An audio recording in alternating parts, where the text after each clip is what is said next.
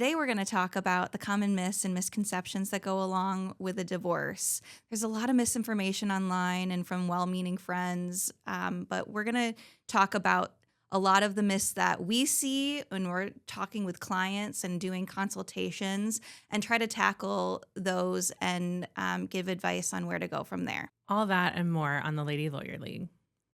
This is the Lady Lawyer League podcast, Omaha's leading lady lawyers, empowering women to be legal savvy. Hosted by Susan Ruff and Tracy Hightower-Henney of Hightower Ruff Law.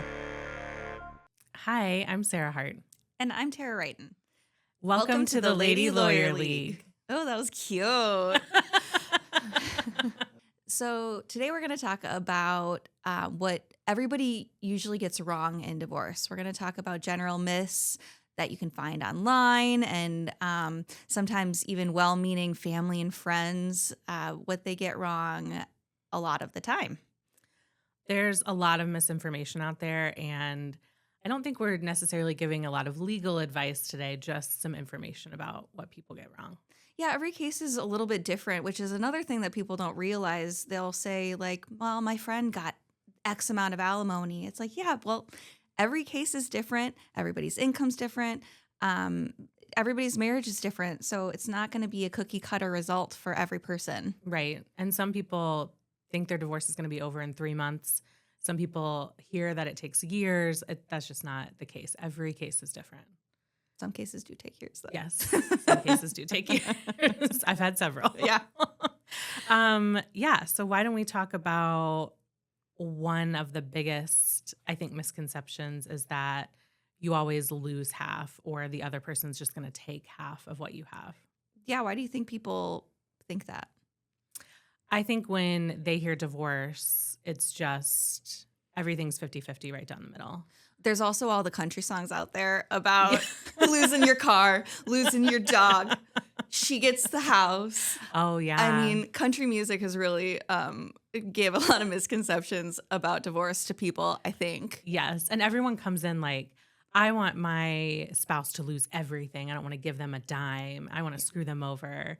Right. Like, it doesn't quite work like that. No, the law won't allow someone to just take everything that somebody has. Like, that's not how it works. Even if they did something wrong, even if your ex, soon to be ex, is a cheater, that doesn't mean that you get more of the estate. Right. Which also, another myth is that doing something wrong makes a difference, really. Doing something wrong in general can make a difference, but cheating doesn't really matter. Yes, I know. People want to have like private investigators like find the cheater. It's like, you can do that, but it's really not going to affect your divorce. Right. And that's because in Nebraska, it's a no-fault state, meaning that you don't have to prove that someone did something wrong in the divorce. If you want a divorce, you get one. It doesn't matter why you're getting a divorce, you know? Right. And I think the things that matter are like, if there's custody involved, is there domestic violence? Is there alcohol or drug use? Those things matter. But if they cheated or they left or they, I don't know, took your dog and went on vacation and never came back. I mean, I don't know. That stuff doesn't matter. I mean, if you're taking my dog. Yes, my dog, I would scorched earth. But if someone's doing something that you don't like, it doesn't matter in a divorce. Other things matter, but not cheating for sure. And that's one of the biggest reasons people get divorced. For sure. I guess if they're doing something wrong that affects the safety of the kids, like if they're, let's say they're having an affair with a sex offender, that might affect things. That would affect things. Custody, but not how you divide your estate. Yes. Funny and I enough. think that's the biggest issue is that if it's just money, if you have no kids and you're just trying to split something, if they cheat, it really doesn't matter. Like we're still going to go and see what all is in the estate and how to split it fairly. And the law isn't equally, it's whatever's fair to an extent. Yeah. So how do we divide a marital estate rather than just cutting everything in half? Like, how do we typically do it? I mean, I think that depends on what you have. and Yeah. who wants to do what. I mean, the main things that are in a marital estate are a house, a car, retirement, bank accounts, um, personal property, maybe land. Um, but there are a lot of things under those big umbrellas. So who wants to keep the house? Does someone want, or do you want to sell it and split the proceeds? What kind of debt do you have? I mean, Yeah. and debt is a big thing too. A lot of judges are not going to look at who's at fault, even if you keep your accounts completely separate. If you have debt that you got during the marriage, it's unfortunately marital debt. Right. Yeah. Even if it's in their name only, it doesn't matter. And that's another thing that people don't realize.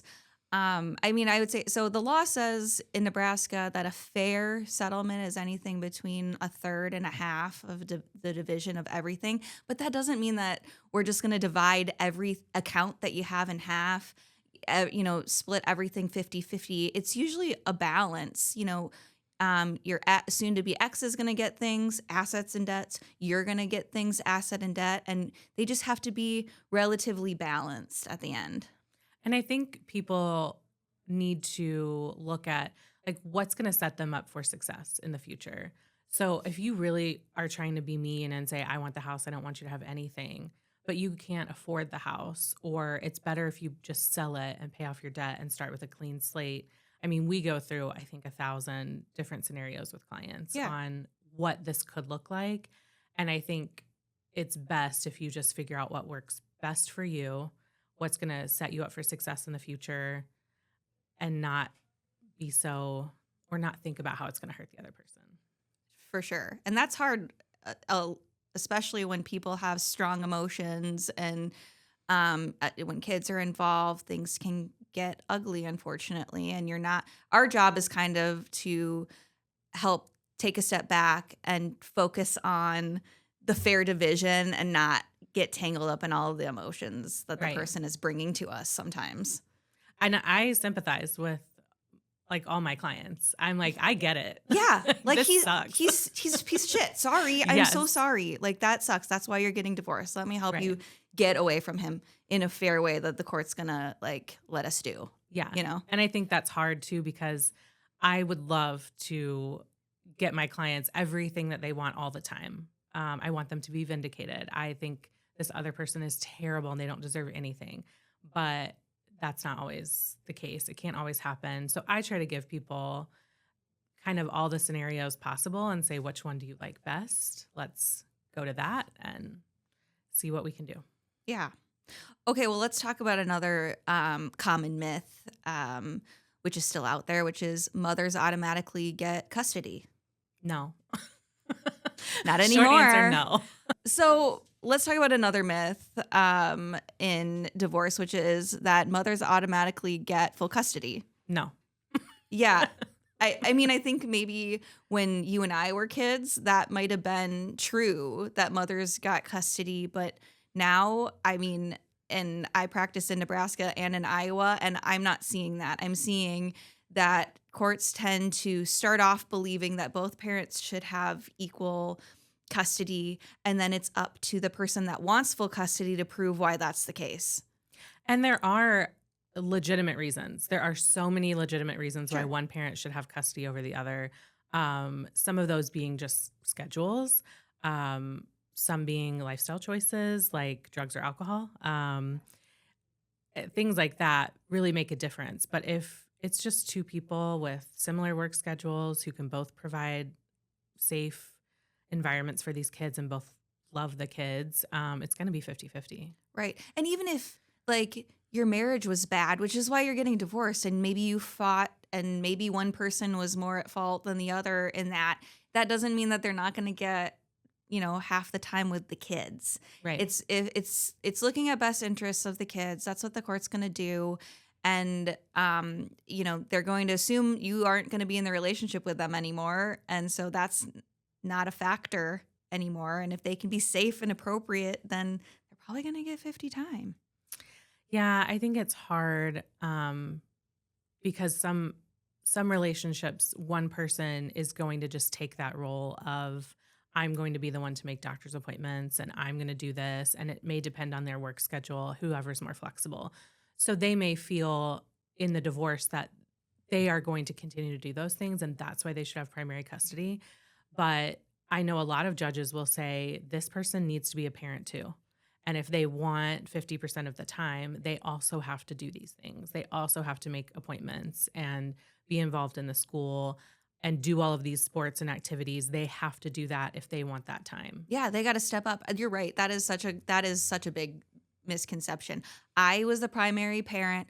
I did all of the things, so I should get full custody. And what a court's going to say is there's a new reality now. You're not living together. We're starting anew, and the parent that wasn't doing it has to step up. If they don't step up, it might not go well for them.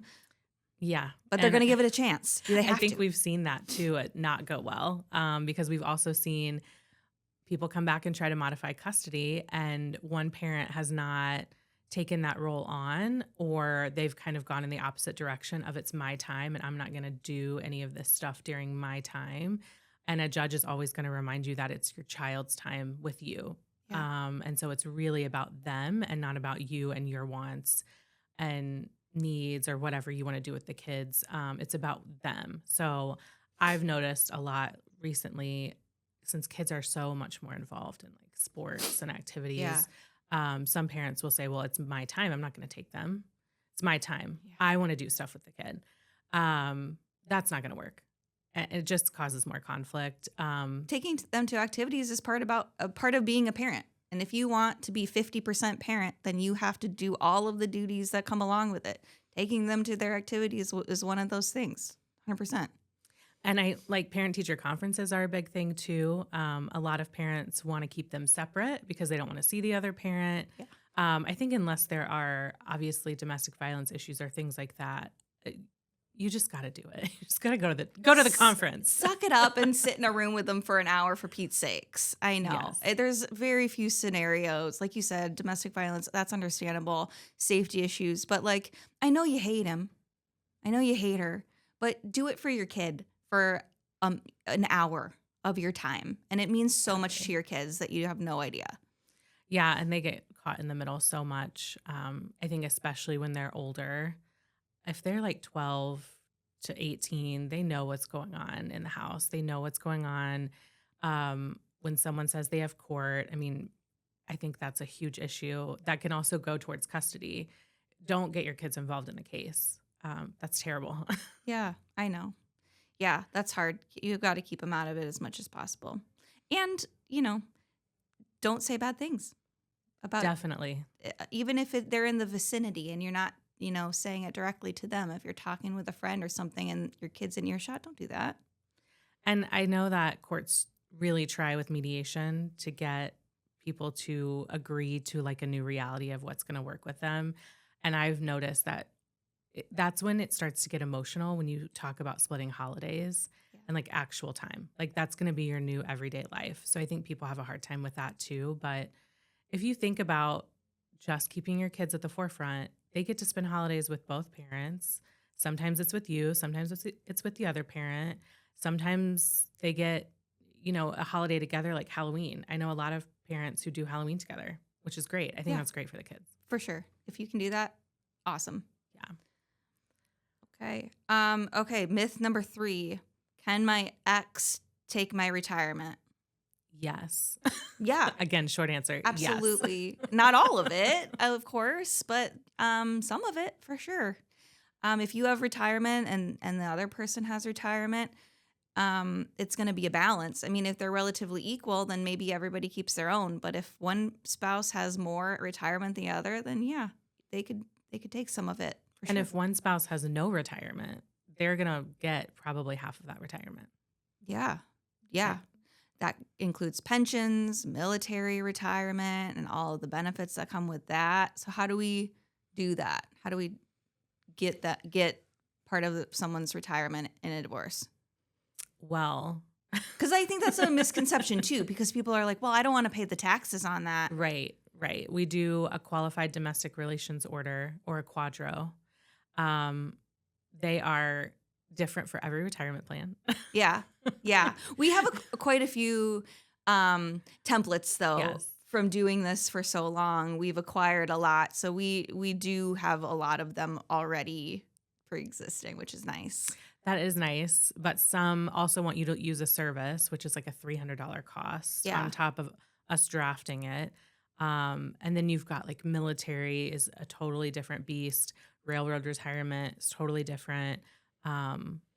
U.S. Post Office is different too. Yeah. I mean, there are so many. MPERS, Yes. or IPERS, those are different. Yeah. And sometimes I've had one take up to a year to even get divided. Ooh. Yeah. That's one thing you don't want to forget about. You want to do it right away and get it out of the way, because what I've seen people not do them and forget. And then it's time for retirement and one hasn't been done. And that was contemplated in your divorce, but now you're not getting it. If it's 10 plus years down the line, it's really hard to go back and fix that problem. So just get it done right away. And I think that's, I know we always have this is what happens after your decree's entered. Yeah. It doesn't just mean everything's done. So most decrees have timelines on when you need to get things done. So bank accounts need to be closed or split. And then the quadro has to be done within a certain amount of time. And I think drafted in a certain amount of time, but then the administrator, if they're going to approve it or not, sometimes that's out of our hands. Yeah, We try to do it as quickly as possible, but that is really hard to fix on the back end. for sure. Yeah, we don't really give people a choice, honestly. Yeah. We're just like, okay, we're doing this for you because, yeah. You don't want to do it on your own. No, I promise. No. I've even had administrators make me change language in a decree that says the exact same thing. They just want it in different words. Yeah. And it's like, Yeah. it's so specific. You're right. It can be annoying. They'll send it back. And you don't want to do that on your own. Let us handle that. Same with Annoyance. quit claim deeds and things like that after the decree. It's Yeah. terrible. Yeah. Okay. Let's see. What else do we got here? Can I hide money in my divorce? If I really just don't want to give my spouse some of my money, Can you hide money? Yeah.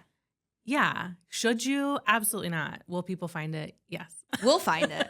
We will find that money. That is so fun to do. I love doing that. I will subpoena everything. I mean, we'll look at it with a fine-tooth comb. If we see transfers into a bank account that you didn't give us, we'll subpoena it. We'll get it. So you can try, but then if the other party finds it and sees that you were trying to hide it, that just is a bad look. The court isn't going to like that. I think it's hard to hide also big chunks of money. So we're going to find it. I mean, if there's some kind of cash transfer, something, a check. I mean, we ask for bank statements for a reason. I think people sometimes think, why are you asking for 3 years? Well, if you have suspicions of money or debt or things like that need to go back 3 years, I'm going to look at all of it. Mm-hmm. I'm going to look through those bank statements and find where they were spending money that maybe they shouldn't have, or weird transfers. And that's another way to find debt too that maybe we can say you're not responsible for. Yeah. If someone has a gambling problem, for example, we're going to find that. Oh, yeah. That's easy. If someone's withdrawing cash from an ATM all the time next to strip clubs, we'll find it. So is the court in that situation going to say that gambling money, that gambling debt is non-marital? Maybe. Yeah. I mean, you have a chance. You have a fight. For sure. I think that there's a really good argument that if you were spending money on gambling, I know that we've had a case in this office where somebody was spending money on their affair and whisking them off to, fancy destinations and stuff. And a court said, that's not marital. Yeah. I agree. I mean, I've had cases where someone has spent money on affairs and people want to get reimbursed for it or go after it that way. And that's not really how it works. It's just it's their debt or their account value is higher. So it kind of evens itself out. But I mean, you can try to hide money. You can. There are very few ways to do it, but it's hard these days to hide money. A good attorney is going to find it. Yeah. And we're asking for crypto and all of that now, like PayPal and Venmo. And we'll find it. Yep. Okay. Okay, so now we're going to start the quick myth round. So I'm gonna give you some scenarios and you just tell me True or false? Okay. Okay. If my name isn't on the house, I have no rights. False. Okay. Yeah. I can empty the joint bank account before filing. True. You can. Mhm. You shouldn't. You're going to have to give at least half back. Yeah. Say just leave it. Yeah. Don't do that. it. Don't do that. I mean, you could take half out. You could take half out, Don't empty it. but let's not do that. One, it's a bad look. Two, you're going to have to pay it back. Right. Very likely. Right. You don't get to do that. Even if, if it's right before a filing, It looks so bad. it looks so bad. Also, don't cash out your retirement right before filing either. Let's not do that. Don't cash out your retirement anyway. I mean, never do that, but don't do it. Yeah. Don't do it right before filing, No. please. Yeah. Yeah. Right. Okay. We have to fight everything out in court. No. False. Yeah. False. Almost none of our cases really get fought out in court. A trial is like last resort. Yeah. Last resort. I mean, how many trials, like ending trials, do you think you have in a year? This year is a bad example. but Yeah. Well, I would say if I averaged it out, I'd say I have one a month, but yeah. I was going to say like a half a dozen, yeah. you know, because I mean, and do some of those settle the day of trial? Yeah, some of them do. Mm-hmm. But most of the time, people are able to work it out. I think initial divorces, lower rate of trials, Yeah. modification of custody, a lot of trials. More trials. Yeah, for sure. Because that's just something, if you could agree on it, a modification wouldn't have been filed. Yeah. So you're already up against, like, you're not agreeing. There's no really settlement. I mean, sometimes they do settle. I love a modification that settles, but Yeah. a lot of times No. that's not the case. Yeah. You know what you're up against at the very beginning with those. That's true. Yes. Okay. My divorce will take years. True and false. Sometimes. It depends on how much you want to fight. Right. And sometimes that initial divorce really can take like 2 to 3 years. Yeah. Sometimes. But most don't. Correct. Most don't. And I would say also I've had clients for multiple years, but it's not that initial divorce. Yeah. It's because things keep happening, like a contempt or a modification. I mean, those are usually custody based. Yeah. Some are money, but And you got to decide, is this fight worth it? right. You know, I try to talk to people about that. Like, look, we're going to do subpoenas. We're going to do a deposition. It's going to cost you X amount of dollars. We're going to have a 2-day trial. This is how much that costs. Like, how much is that worth it to you? And some people Right. are like, it's not. I'll just settle for something less. But sometimes it is worth it, and that's fine too. And trials are exhausting for clients. I mean, this is our job. Yeah. So they're exhausting for everyone, us included, but Sure. it's our job. So we're used to it. But to get up there and have to testify against someone who you did care about, who you may Yeah. or may not have kids with, Right. the judge is kind of intimidating. I don't like sitting in a witness box. No, It's I know. so scary. It's draining. And it's also like usually just a line of just all the worst things you've ever done out in the open for all to hear. And we have to ask you so many questions. Yeah.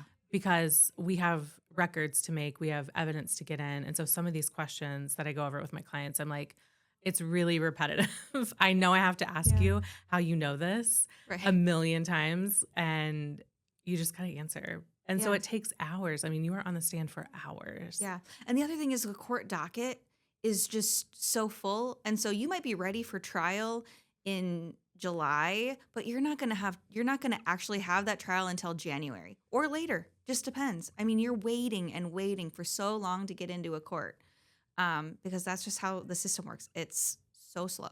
Yes, unfortunately. Yeah. Okay. A verbal agreement with my ex is enough. Oh, False. yeah. Never trust your ex. No, oh, please. Yes. If you don't get anything from this, Never trust your ex. don't trust your ex. Put that in writing.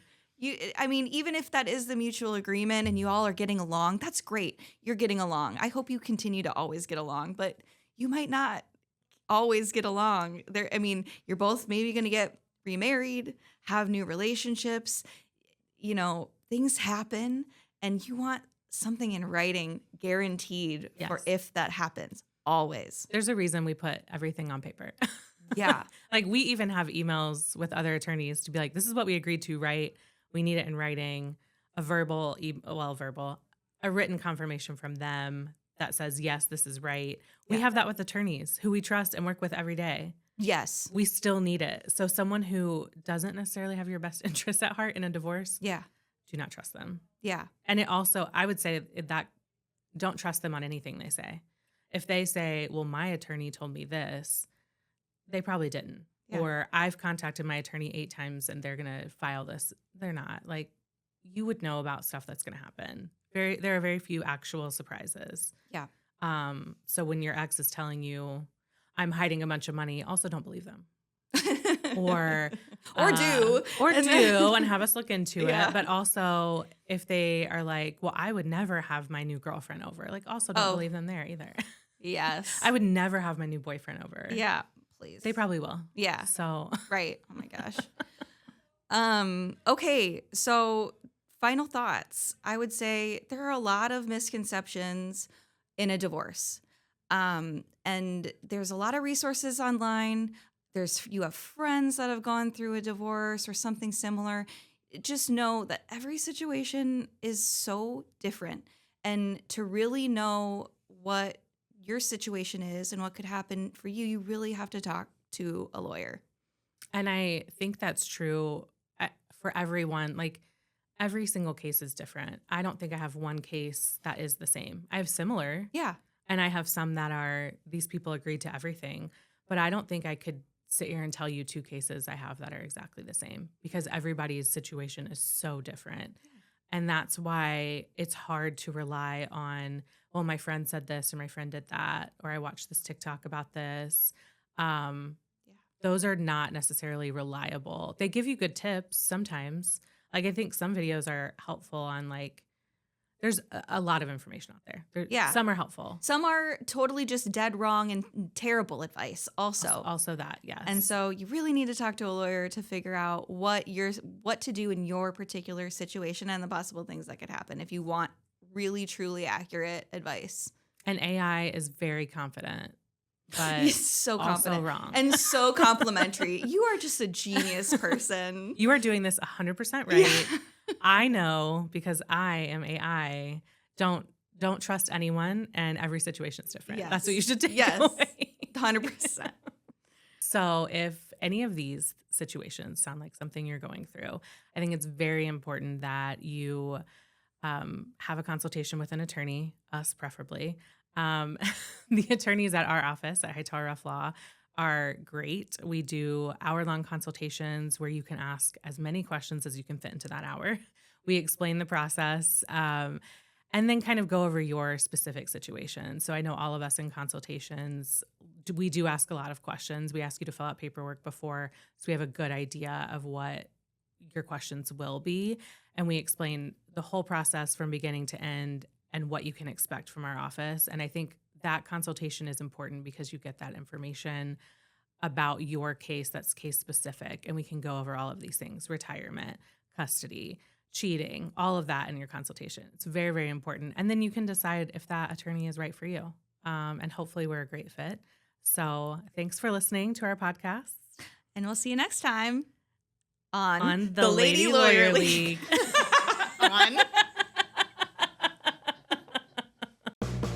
Thank you for listening to the Lady Lawyer League podcast, and be sure to like and subscribe anywhere you get your podcasts. If you would like to learn more about our firm, Hart and Tara Law, please visit our website at hrlawomaha.com.